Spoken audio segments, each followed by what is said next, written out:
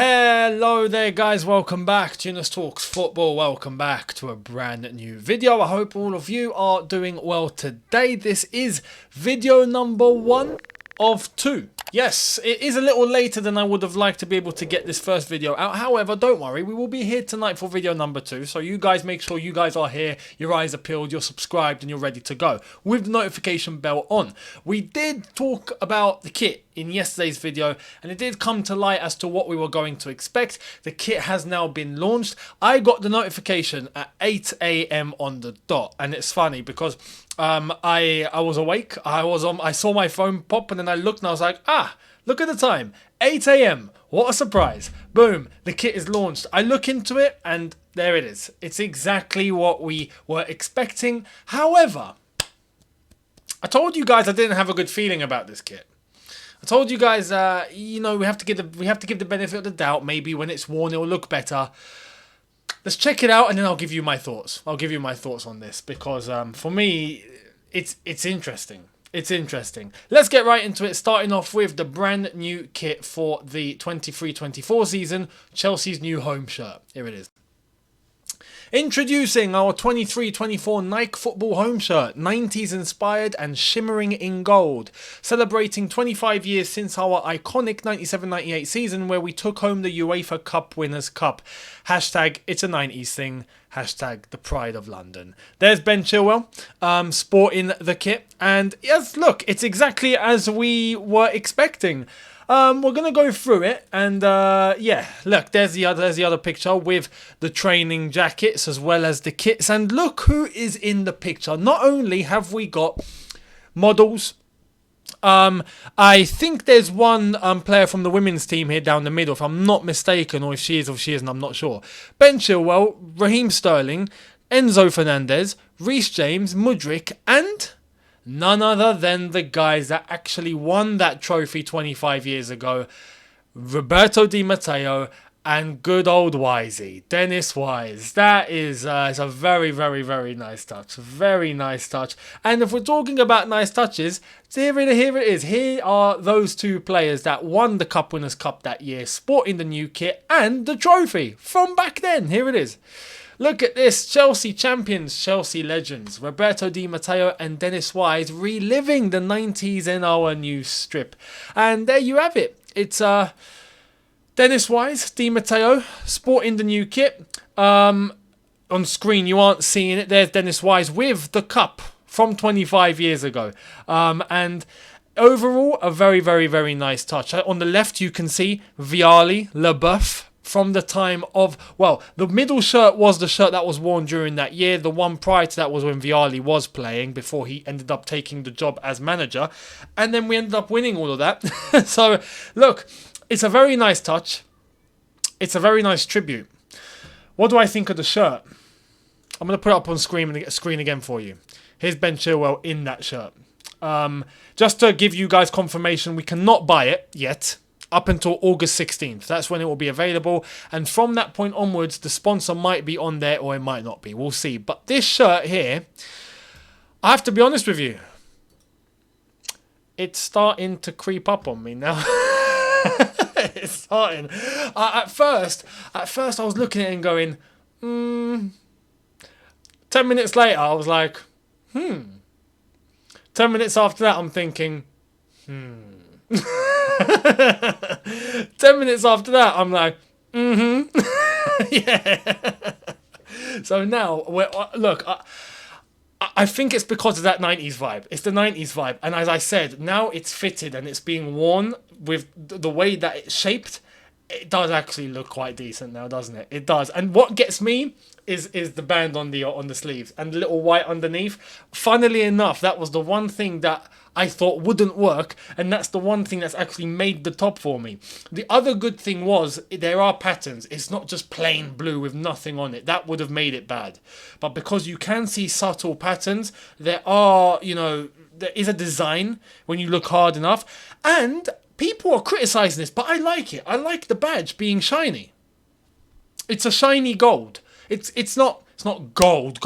Of course, it's not flipping gold. Don't expect 18 karat on your chest. But it's a shiny sort of gold, and I like it. I like it. Overall, I like it. One other thing was there's a white on the back here as well. There's a strip of white. And I think that's a good touch if we're going to pay tribute to the top of 25 years ago. So I think overall the white is in all the right places. The sleeve bands are, I think, correct. I like them. And the shiny badge and logo I like. Now, the fact that there's no sponsor on it right now, I think looks better. We'll see who the sponsor's going to be. It might make or break the shirt. So if there's a chance to get this top without a sponsor, I will definitely be doing that. And if a sponsor comes out and it's better, then I guess Chelsea might facilitate you to take your shirt and go and get the sponsor on it. Or if you want to leave it as it is, you can. Or if you want to buy a new shirt altogether, you can as well. So we have to wait till August 16th. And I think this is being done intentionally because of the sponsor. So there could be a chance that we might not get sponsorless shirts on retail. We'll see. Now, talking about this new kit and what was originally intended. Here's the original pictures and who's in it in terms of modelling the kit. Check it out. They had to edit Havertz, Aspie and Chalobah out of the pics. Here's the original picture. With Chalobah behind Azpilicueta, who's bang on in the middle. Kai Havertz on the right-hand side sitting next to Dennis Wise. Those guys got cut out. Now, Havertz has gone to Arsenal. Cool. Aspie's gone to Atletico. Cool. Chalobah's not gone anywhere. Why is he being cut out? Well, I think it's pretty clear. I think Chalobah will be leaving. If he's not in these snaps, not in these pictures, I think he's leaving the club. And I genuinely think Levi Colwill is going to be given his place. I think that's where it's going. And look, I'm not totally against that. I'm not against that. Overall, I think Levi Colwill has such a high ceiling, and we'll see what happens when he does have those conversations with Poch. Trevor Chalobah will find his football elsewhere 100% in terms of playing week in, week out. That's probably not what he's going to get at Chelsea right now. So, yeah, I understand it if he's being cut out of these pictures as well, out of anticipation that he might not be here. So, yeah. And we have more. Here he is. Reece James, Chilwell, Mudryk and Sterling all sporting the new shirt.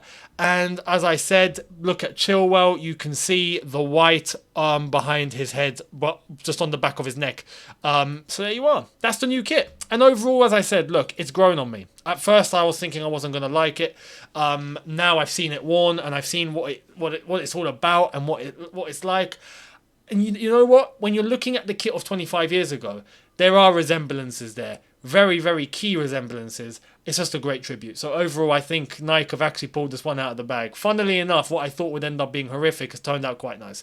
So there we are. Fair play. Fair play. Let me know what you think down below in terms of the new kit. The goalkeeping kit, black with some nice pattern on there. That's a very, very good looking goalkeeper's kit, by the way. So yeah, keep your eyes peeled for that one.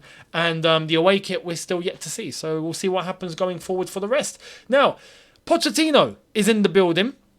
And yeah, turns out the players are getting drilled through the ground. Not just through the ground. So far deep into the ground, they're probably meeting their ancestors right now. So here it is. Mike Keegan, Daily Mail, says it's understood Mauricio Pochettino oversaw an intense first week of fitness work with an emphasis on team building. The atmosphere at Cobham has improved noticeably.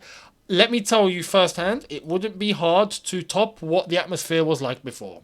Just saying. But good to hear. Now, Nizar Kinsella gives us a little bit more detail in terms of the training at the moment. Check this out.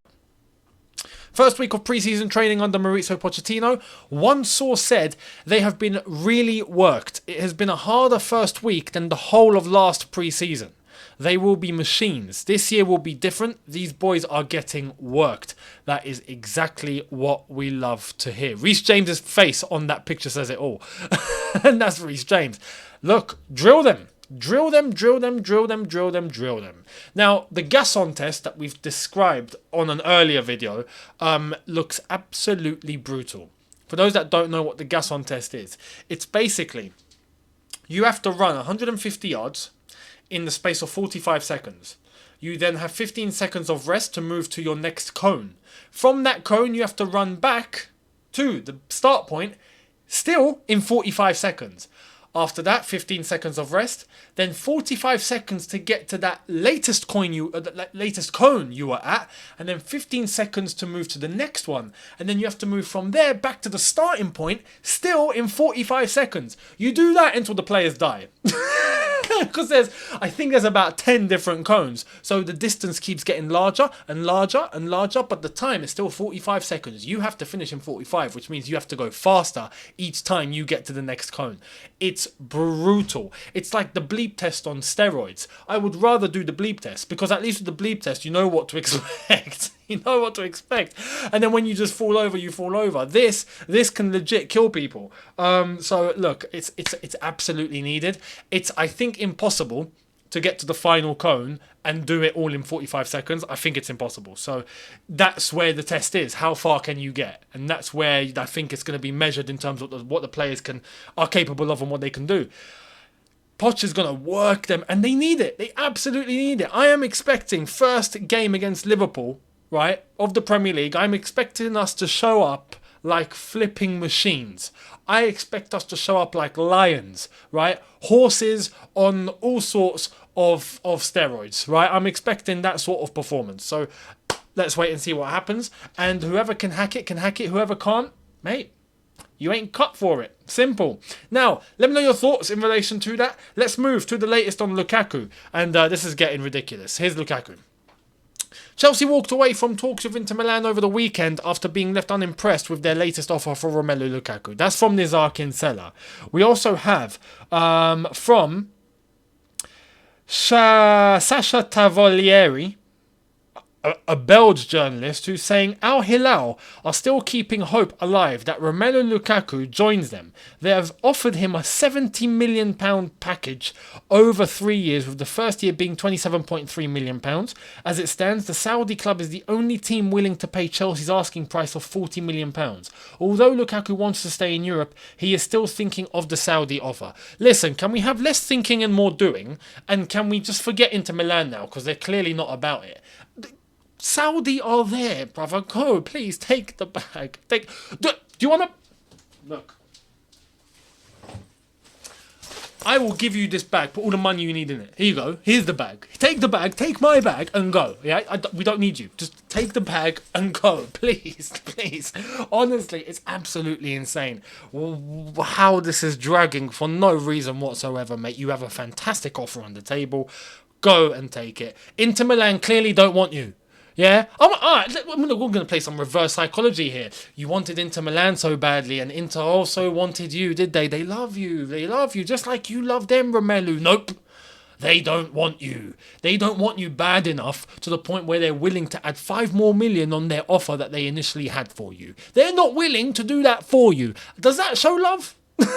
Does that show love? No. Saudi are willing. Al Hilal, okay, brother, Habibi, 70 million for you, 3 years, no problem. You know, 40 million Chelsea, no problem. 40 million, here you go, done. That's it. Easy. They are so easy to negotiate with. It's fantastic. You have a fantastic offer on the table, mate. Go and join Benzema and Ronaldo and all them man over there, and just go and play your football, please. The day this guy leaves the club and he's off our wage bill, we're having a celebration. We are having a full-on celebration, man.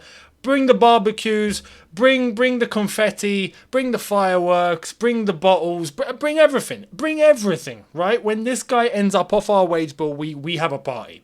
Now, let me know your thoughts in relation to that and where you see it all going. I just hope it gets sorted soon, because this is getting ridiculous. Now, talking about something that's done pretty quickly and efficiently, here's the latest on Pulisic. This was done pretty nicely. Why can't it be the same for Lukaku? Here it is. Pulisic will be in Italy this week to undergo medical tests and sign in as new AC Milan player on a permanent deal from Chelsea. Documents already in place between the clubs. Pulisic will sign contract valid until June 2027. Wish him all the best out there. I absolutely do, and we'll look forward to seeing when that's all going to be made official. But Pulisic is on his way out of the club, so we'll keep our eyes peeled in terms of the official news when it comes out. Let's see when it's going to happen. Now, Sharkey.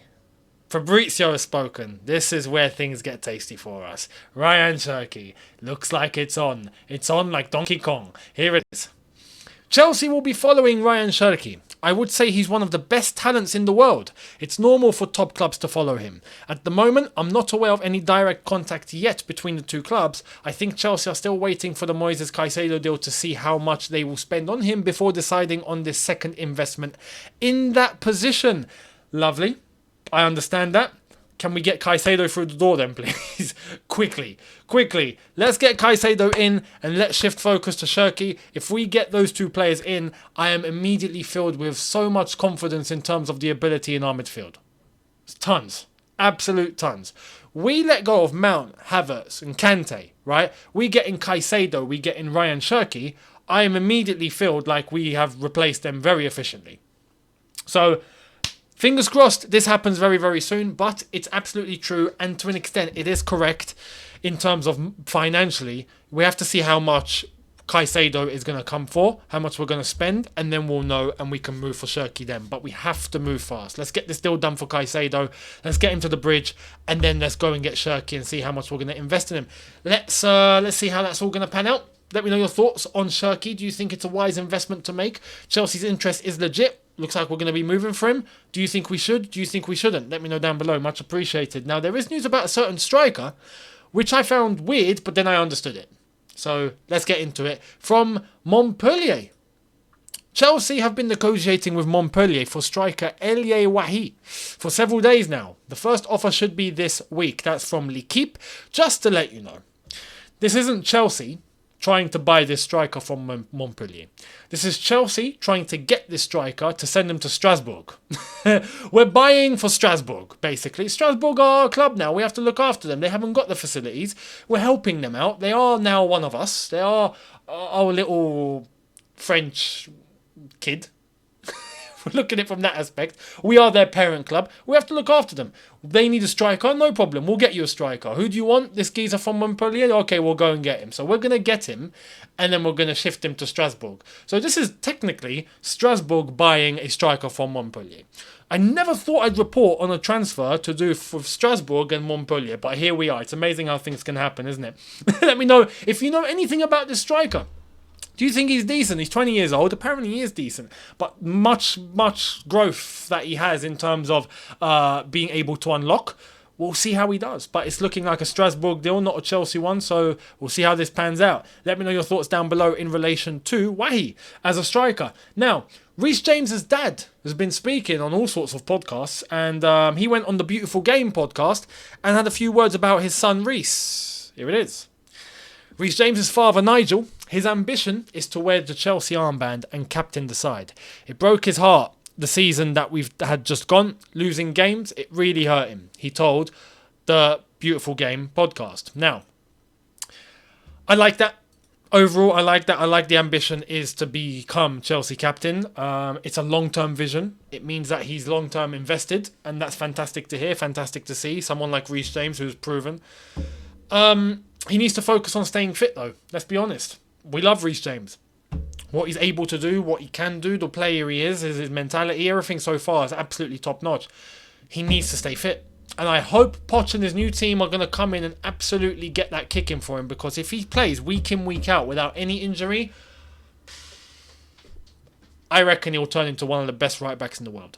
He probably already is there. But if he plays week in, week out, it'll be cemented. It'll be cemented. So I look forward to seeing what he's going to do with Poch, how this new regime are going to look after the squad, how they're going to manage injuries, the new medical team, all of that. I'm looking forward to seeing what's going to happen, and hopefully all just works out very, very nicely. Let's keep our fingers crossed and let's hope that happens. Now, let me know your thoughts on Reece James down below.